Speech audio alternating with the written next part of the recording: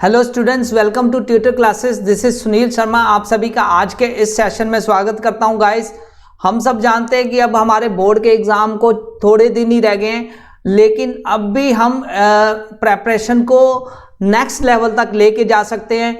ये थोड़ा प्लान्ड वे से अगर आप ये जो 5, 6, 7 डेज हैं आप इसको स्पेंड कर लें तो आई होप कि आपके 40 में से 40 मार्क्स भी आ सकते हैं। तो गाइज, आज का जो सेशन है ये रहेगा कि मैं आपको बताऊंगा कि इकोनॉमिक्स के कौन कौन से टॉपिक अगर आप स्टडी कर लें तो आपके अच्छे मार्क्स आ सकते हैं टर्म 1 एग्जाम में। तो गाइज, टर्म 1 एग्जाम का शुरुआत करने से पहले मैं आपके साथ शेयर कर रहा हूं यहाँ पे मार्क्स की थोड़ी डिस्क्रिप्शन बताने लगा हूं कि चैप्टर वाइज कौन कौन से चैप्टर ज़्यादा इंपॉर्टेंट है मार्क्स के पॉइंट ऑफ व्यू से, और उनको हम कैसे फोकस करें और उनके कौन कौन से टॉपिक्स पढ़ें और एक्सपेक्टेड क्वेश्चन कौन कौन से हैं। तो चलिए शुरू करते हैं आज का सेशन। अगर आपने अभी तक हमारा चैनल सब्सक्राइब नहीं किया तो आप सब्सक्राइब कर लीजिए, क्योंकि आपके लिए हम यहाँ पर कॉमर्स और अकाउंटेंसी, कॉमर्स सब्जेक्ट में अकाउंटेंसी, इकोनॉमिक्स और बिजनेस स्टडी के बहुत इंपॉर्टेंट कंसेप्ट शेयर करते हैं। साथ ही आज की जो वीडियो है वो स्ट्रैटेजिक वीडियो रहेगी कि कैसे स्ट्रैटेजी बिल्ड करें सो दैट हमारे जो बोर्ड का जो टर्म 1 का एग्जाम है उसमें एमसीक्यू में हम अच्छे मार्क्स गेन कर सकें। तो बात करता हूँ इकोनॉमिक्स सब्जेक्ट की। तो गाइस, इकोनॉमिक्स सब्जेक्ट में आपको पता है कि ये मार्क्स की डिस्क्रिप्शन है यहाँ पे। तो जो आपके जो चैप्टर्स आने हैं, money, banking, government, budget and economy और बैलेंस ऑफ पेमेंट, ये 3 मोस्ट इंपॉर्टेंट चैप्टर इसलिए हैं पार्ट 1 में। पार्ट ए में ये चैप्टर्स पूछे जाएंगे, और पार्ट ए में अगर पूछे जा रहे हैं तो ये फर्स्ट जो चैप्टर है मनी बैंकिंग उसमें 6 मार्क का आएगा, और नेक्स्ट जो बजट है उसमें भी 6 मार्क्स के आपको क्वेश्चन पुट किए जा सकते हैं। नेक्स्ट बैलेंस ऑफ पेमेंट में भी 6 मार्क्स, मतलब पार्ट जो ए है वो टोटली 18 मार्क्स का, ये सबको पता है। तो पार्ट बी की बात करें तो उसमें Indian economy on the eve of independence, Indian economy 1950 से लेके 90 तक, और लिबरलाइजेशन, इन तीनों पार्ट से 12 मार्क्स का आपको एग्जाम में क्वेश्चंस आएंगे। तो आगे बात करते हैं current challenge facing Indian economy, poverty, human capital development और फॉर्मेशन, और उसमें साथ ही रूरल डेवलपमेंट, इसमें से 10 मार्क्स का आएगा। तो टोटल 22 मार्क्स का जो पार्ट बी रहने वाला है और 18 मार्क्स का पार्ट ए रहने वाला है। तो मैं स्टेप बाय स्टेप आपको बताने वाला हूं कि कौन कौन से टॉपिक ज़्यादा मोस्ट इंपॉर्टेंट है जिन पर आप फोकस करके कौन कौन से एमसीक्यूज वहां से निकल सकते हैं, आप बना सकते हैं आंसर सुन के। तो गाइज, सबसे पहले पार्ट ए की बात करते हैं। पार्ट ए में अभी मैंने बताया कि जैसे मनी बैंकिंग में 6 मार्क का आएगा, तो 6 मार्क कहाँ से कौन कौन से टॉपिक से बनेंगे। सबसे पहले तो मनी की डेफिनेशन और सप्लाई ऑफ मनी, ये बहुत इंपॉर्टेंट है। यहां पर एक क्वेश्चन जरूर बनेगा कि सप्लाई ऑफ मनी कैसे इफेक्ट करती है विद रिस्पेक्ट टू जो टर्म्स आपने पढ़ी होगी बुक्स में, bank rate, repo rate, reverse repo rate, इनके ऊपर एक क्वेश्चन तो बनता ही बनता है। सेकेंडली, ये क्वेश्चन बहुत बार रिपीटेडली पूछा गया है कि जो करेंसी कौन नोट इशू करता है, क्वाइंस कौन इशू करता है, करेंसी नोट इशू कौन करता है, 1 रुपी नोट कौन इशू करता है, ओवरऑल सुप्रीम अथॉरिटी कौन सी है, उसके बारे में क्वेश्चन पुट किया ही जा सकता है। यानी currency held by public, net demand deposit held by commercial bank, इस पर एक क्वेश्चन बनेगा। नेक्स्ट जो क्वेश्चन है, मोस्ट इंपॉर्टेंट कंसेप्ट है, वो है क्रेडिट क्रिएशन। उसमें क्रेडिट क्रिएशन की पॉलिसी कैसे है, क्रेडिट कैसे क्रिएट किया जाता है, ये जो पार्ट है ये काफी इंपॉर्टेंट है, इस पे भी आपको एक क्वेश्चन जरूर बनेगा। और जो लास्ट इस चैप्टर में जो इंपॉर्टेंट है वो है central bank and its function. तो गाइस, यहाँ पे एक चीज ध्यान रखने वाली है कि सेंट्रल बैंक और उसके फंक्शन के ऊपर भी 2 क्वेश्चन बन सकते हैं। तो ओवरऑल अगर बात करें 2 क्वेश्चन प्लस 2 क्वेश्चन उसके फंक्शन, तो फंक्शन बहुत इजी है गाइस। आप उसको फोकस वे से अगर पढ़ेंगे तो फंक्शन आपको क्लियरली पता चल जाएंगे क्या क्या फंक्शन है। यहाँ पे 3 फंक्शन तो डेफिनेटली एक्सप्लेन किए गए, बैंक ऑफ इशू नोट, और सेकंड गवर्नमेंट बैंक, और बैंकर्स बैंक, और कंट्रोल ऑफ क्रेडिट। तो ये 4 फंक्शन बताए गए हैं। तो चारों फंक्शन के अकॉर्डिंगली अगर बात करें तो आपको 2-3 क्वेश्चन तो यहां से निकल के जरूर आएंगे। तो ये है मनी बैंकिंग, बहुत इजी है। अगर आप इस पे 2 to 3 आवर्स भी स्पेंड करें तो आप अच्छे से ये चैप्टर को बना सकते हैं विद इन नेक्स्ट 7 डेज। कैसे बिल्डअप कर सकते हैं, 2 to 3 आवर्स अगर आप कंसेप्ट पे फोकस करें तो आपके ये सारे क्वेश्चंस बेटर वे से हो सकते हैं। नेक्स्ट बात करता हूं गवर्नमेंट बजट। तो गाइज, ये जो चैप्टर है ये भी काफी इंपॉर्टेंट है, गवर्नमेंट बजट, क्योंकि इसमें 6 मार्क्स का आने वाला है एग्जाम। गवर्नमेंट बजट में मीनिंग और ऑब्जेक्टिव के ऊपर एक क्वेश्चन तो जरूर बनेगा कि कौन कौन से बजट के कंपोनेंट्स कौन कौन से होते हैं, कंपोनेंट में जरूर एक क्वेश्चन बनेगा। और सेकेंडली जो बनता है क्वेश्चन वो है रेवेन्यू रिसिप्ट और कैपिटल रिसिप्ट, इसके ऊपर कुछ कंसेप्ट बेस्ड क्वेश्चंस आएंगे। और जो थर्ड क्वेश्चन बनता है वो डेफिसिट के ऊपर बनता है। यस, तो measurement of the government deficit budget कौन सा होता है, रेवेन्यू बजट कौन सा होता है, इसके ऊपर क्वेश्चन आएगा। और जो लास्ट एक क्वेश्चन एक्सपेक्टेड क्वेश्चन है वो है प्राइमरी डेफिसिट।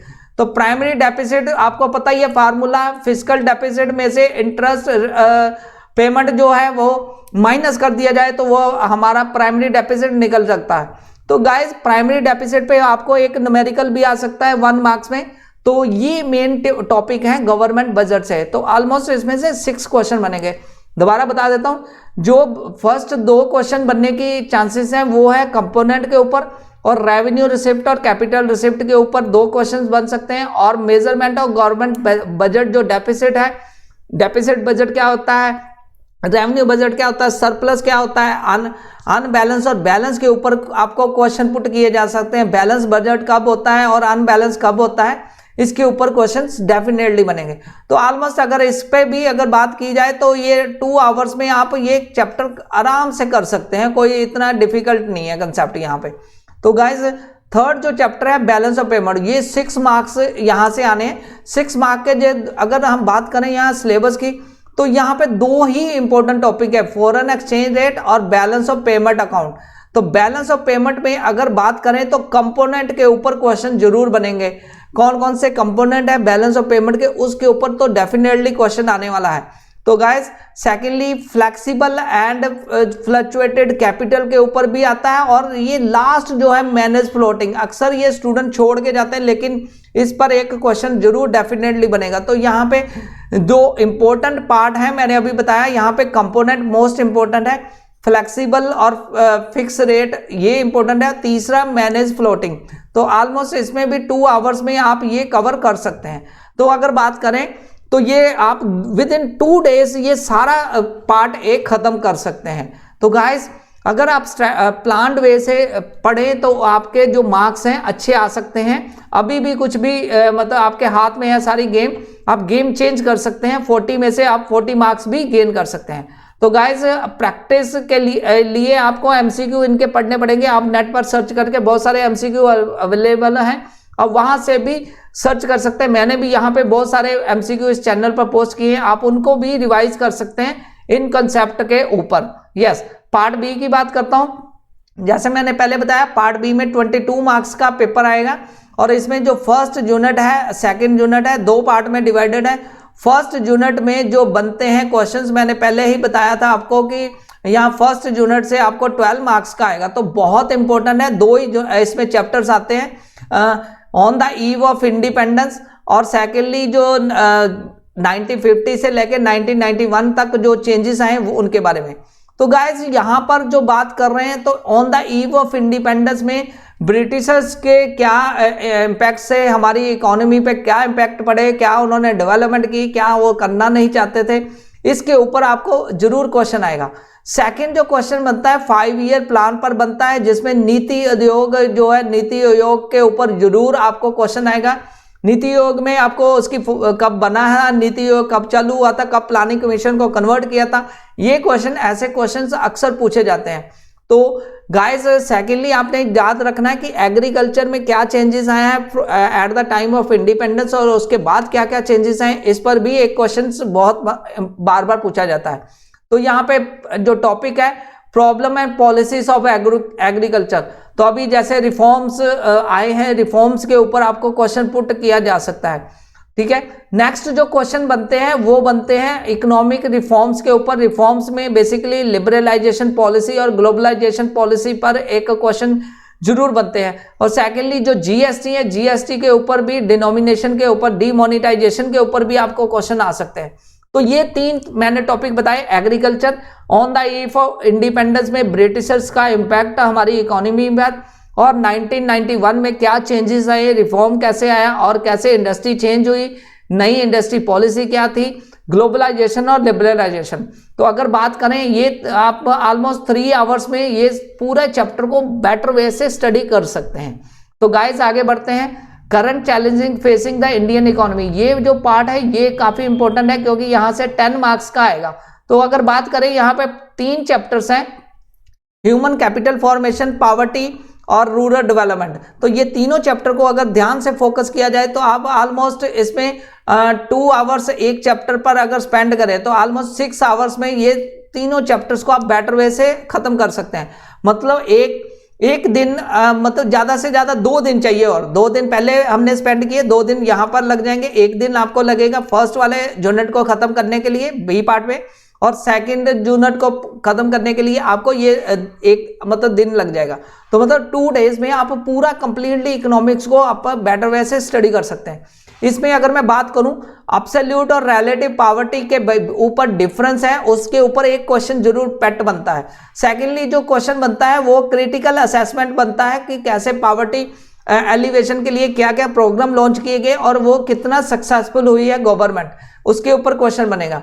जो नेक्स्ट चैप्टर है उसमें ह्यूमन कैपिटल फॉर्मेशन के क्या रोल क्या है हमारी कैपिटल फॉर्मेशन या इकोनॉमिक डेवलपमेंट में, ये क्वेश्चन जरूर आता है कि कौन कौन से फैक्टर हैं जो ह्यूमन कैपिटल को अफेक्ट कर सकते हैं, क्या फायदा क्या है ह्यूमन कैपिटल बनाने का, तो इस पे क्वेश्चंस बनेंगे। रूरल डेवलपमेंट की बात करें तो क्रेडिट एंड मार्केट पॉलिसीज क्या है, रोल ऑफ कोऑपरेटिव्स और एग्रीकल्चर सेक्टर की क्या डिवर्सिफिकेशन हो सकती है, इस पर क्वेश्चंस आएंगे। तो गाइज ये थे मैंने कुछ आपको बताए ओवरऑल कि कैसे आपको फोकस करना है, कौन कौन से टॉपिक आपके इंपॉर्टेंट हैं। तो आप वीडियो को बार बार रिवाइंड करके देख सकते हैं, आप नोट भी कर सकते हैं मैंने जो टॉपिक आपको बताए। Overall on the eve of independence chapter में ब्रिटिशर्स का इंपैक्ट ही सबसे इंपॉर्टेंट है, उस पर बहुत सारे क्वेश्चंस बनेंगे।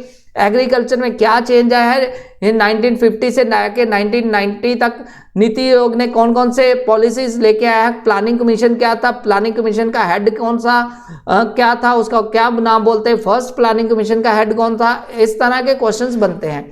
तो गाइज ये था आज का सेशन, ये थोड़ा शॉर्ट सेशन था लेकिन फिर भी मैंने आपके साथ बहुत इंपॉर्टेंट टॉपिक्स शेयर किए। आई होप कि आपको सेशन अच्छा लगा होगा। आप ये जो मैंने कंसेप्ट बताए, जो टॉपिक बताएं, अगर आप इन टॉपिक्स को मतलब 2-3 दिन का काम है, 3 दिन अगर भी फोकस कर लें ऑलमोस्ट 8 to 10 आवर्स में आप पूरी इकोनॉमिक्स को फिनिश कर सकते हैं और उसकी प्रैक्टिस भी कर सकते हैं। उसके अलावा आपको फोकस करना है प्रीवियस ईयर के क्वेश्चंस पे।